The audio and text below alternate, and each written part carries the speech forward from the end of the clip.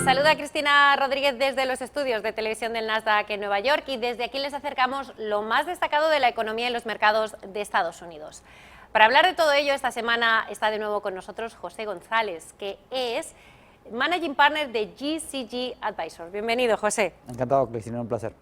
Vamos a comenzar, José, con las previsiones de esta semana que comenzamos, que va a ser más corta de lo habitual en cuanto a la actividad de los mercados se refiere, porque el jueves se celebra Thanksgiving y Wall Street va a estar cerrado y el viernes solo va a abrir media sesión. Pero aún así tendremos que estar pendientes de los datos del PIB trimestral, que parece que se va a quedar en el 1,9%. También conoceremos datos de la vivienda, como las ventas nuevas de octubre. También se dará a conocer el libro beige de la Reserva Federal y también el gasto del consumo personal, entre otros muchos datos, José. Es correcto, deberían seguir siendo positivos, independientemente de que ese crecimiento del 1,9 sigue siendo considerado saludable, pero por debajo de lo que la administración Trump esperaba, que era entre un 3 y un 4%. Sin embargo, todos los indicadores colaterales siguen siendo bastante positivos y siguiendo las indicaciones del empleo, que ha seguido siendo robusto independientemente de que los números ha caído. El consumidor americano sigue siendo muy optimista. Curiosamente, las expectativas del consumidor americano son positivas, a pesar de que las expectativas del sector corporativo no lo son. Y las ventas de casas usadas y nuevas siguen siendo muy dinámicas, que eso se interpreta como una cuestión de oferta, en el sentido de que no se ha construido a la misma velocidad que se sigue comprando. Además, esta semana es el Black Friday y los minoristas estarán muy pendientes de qué se espera. ¿Se esperan más ventas? La expectativa es, en la medida que el consumidor sigue siendo muy optimista, las ventas deberían seguir siendo positivas, a pesar de que los resultados entre las compañías de retail que venden al detalle son muy disímiles. Seguimos viendo lo que se llama el retail apocalypse, el apocalipsis de las ventas al detalle. Hay quienes les va muy bien y hay quienes les va muy mal, y seguimos viendo quiebras y cierres en términos de tiendas por departamentos y de diseñadores. Porque mucha gente ya compra todo online, ¿verdad? Exactamente. De la semana pasada los mercados acabaron en positivo, al principio de la semana estuvieron un poco más pesimistas, sobre todo por lo que está pasando con la guerra comercial.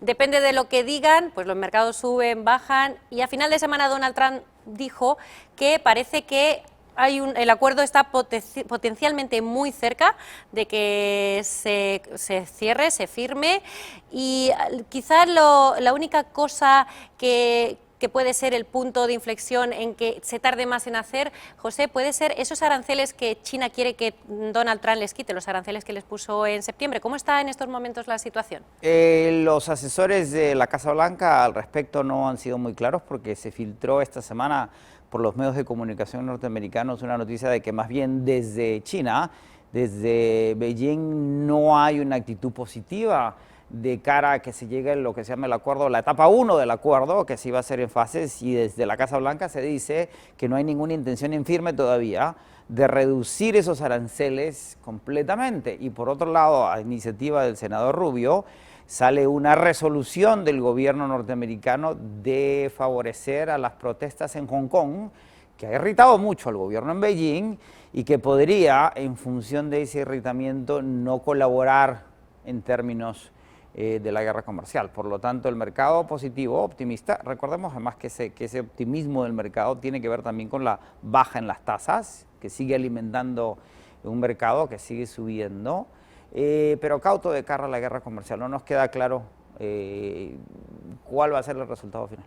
En este año ya no se firma esa primera fase del acuerdo. Es totalmente de acuerdo.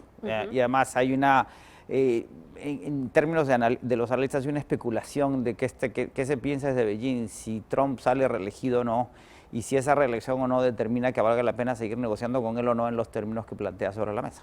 O sea que quizás estamos con esto hasta las elecciones del año que viene. Correcto. Los mercados llevan una racha muy positiva. ¿Cómo crees que va a cerrar Wall Street este año? ¿Así en positivo? El consenso en el mercado es que los portafolios han tenido tan buen resultado que nadie quiere comprar ni vender nada más en lo que queda del año. Recordemos que en la época navideña ya se desacelera mucho la actividad entre el 20 de diciembre y la primera semana de enero.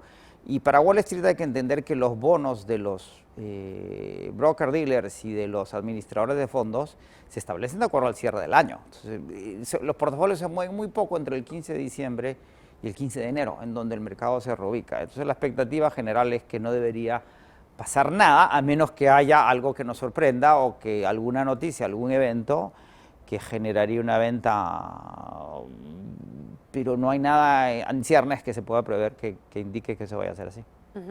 Y de la semana pasada también destacado fue una reunión que no estaba prevista. Donald Trump invitó a Jerome Powell a reunirse y Trump dijo que fue un encuentro cordial. ¿De qué hablaron y cuáles son las previsiones de la Reserva Federal? No sé si van a seguir bajando los tipos de interés o no antes de final de año. Curiosamente no trascendieron muchos detalles de la reunión. Y parece que fue una reunión en la que intermedió el secretario del Tesoro para que hicieran las paces ambas partes, además en la medida que hemos tenido recortes de las tasas subsecuentes que de alguna forma podrían no satisfecho al presidente, a pesar de que él quería que las tasas bajaran mucho más agresivamente.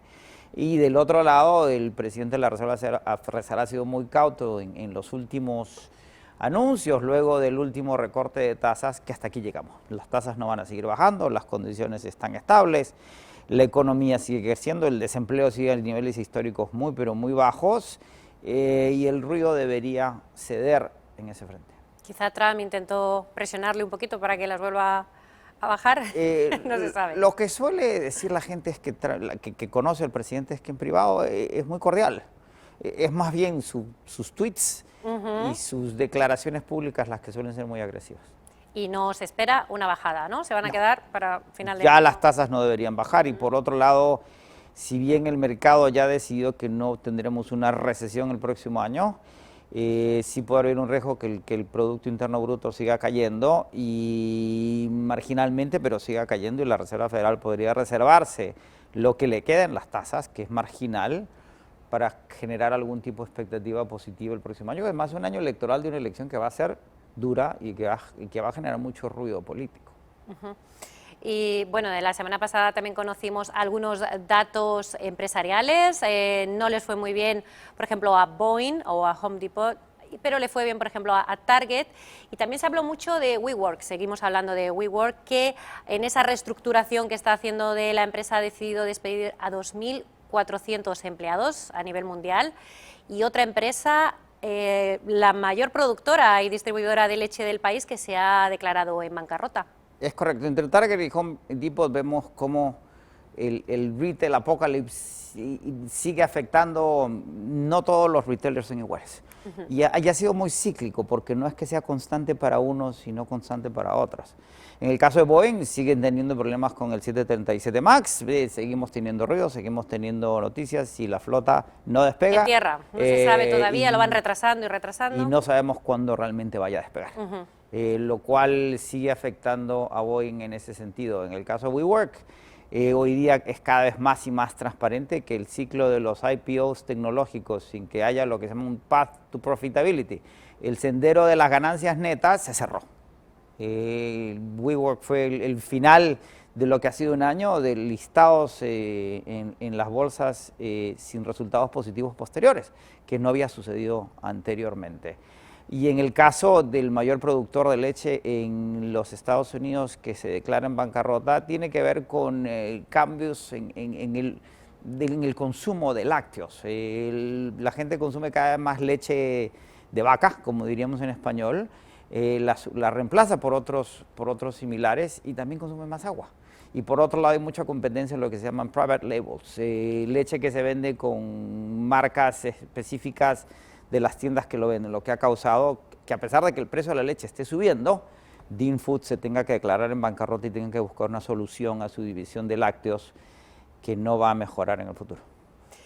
Y bueno, hablabas antes de las elecciones del año que viene, que van a ser bastante tensas, duras, y ahora estamos en un proceso que podría llevar un impeachment para Donald Trump y quizá tenga que salir de la Casa Blanca antes de las elecciones. No sé si esto está afectando ya de alguna manera a estas vistas públicas que se están realizando, ¿está afectando de alguna manera a la economía o se prevé?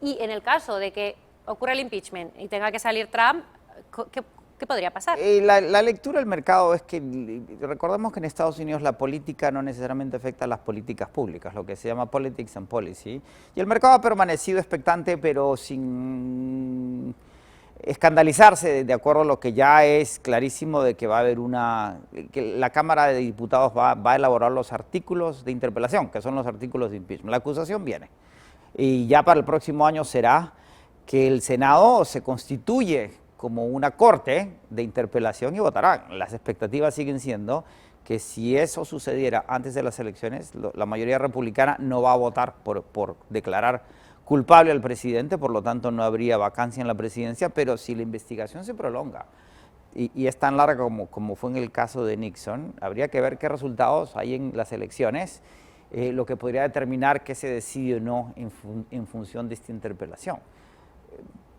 Y lo único que podría generar impacto en los mercados, y lo que lo ha generado, es que se lea de que el presidente Trump sea duro con China y la guerra comercial para compensar el ruido político doméstico que tiene en función de la investigación. Para que se hable de otra cosa. Sí, y ese ruido lo que genera es que la guerra comercial se deteriore y empeore, genere malas expectativas y que el mercado vuelva a la volatilidad. Y antes de terminar, José, quería también hablar sobre la situación en Latinoamérica, sobre todo en algunos países que están viviendo diferentes cosas, pero mucha tensión para los ciudadanos, para la economía de los países, por ejemplo, Chile, en Bolivia, también en Argentina hay nuevo presidente. ¿Cómo está la situación y cómo puede afectar esto a la economía de estos países? Las protestas sociales y la conmoción política que ha generado los distintos movimientos en América Latina han llamado la atención porque nadie realmente lo esperaba. Era difícil creer hace unos meses que Chile iba a estar en un estado medio distópico y que Evo Morales iba a tener que renunciar a la presidencia y asilarse en México. Sin embargo, las calificadoras de riesgo casi no han tocado a los países que están atravesando. Tuvimos protestas en Colombia también ayer, antes de ayer. Y lo que indican las calificadoras es que hay distintos países y en distintos estados.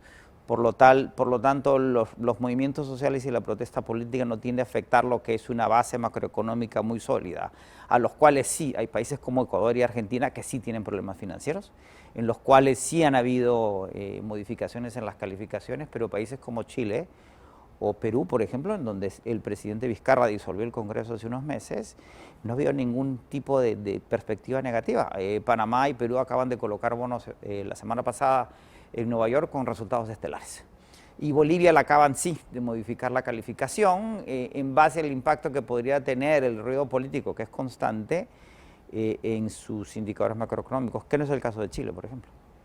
¿Y en Argentina con el nuevo presidente? ¿Qué expectativas hay? Lo que se espera, ya preanunciado por el presidente Fernández, elegido, es que viene una nueva reestructuración del lado de Argentina. No ha terminado de nombrar a su gabinete cuando faltan semanas, el 4 de diciembre es que toma la administración en la Casa Rosada, pero no hay una indicación muy clara de quién va a ser su ministro de Economía, quien va a determinar la negociación para la reestructuración de la deuda privada en la medida que el Fondo Monetario Internacional no reestructura su deuda.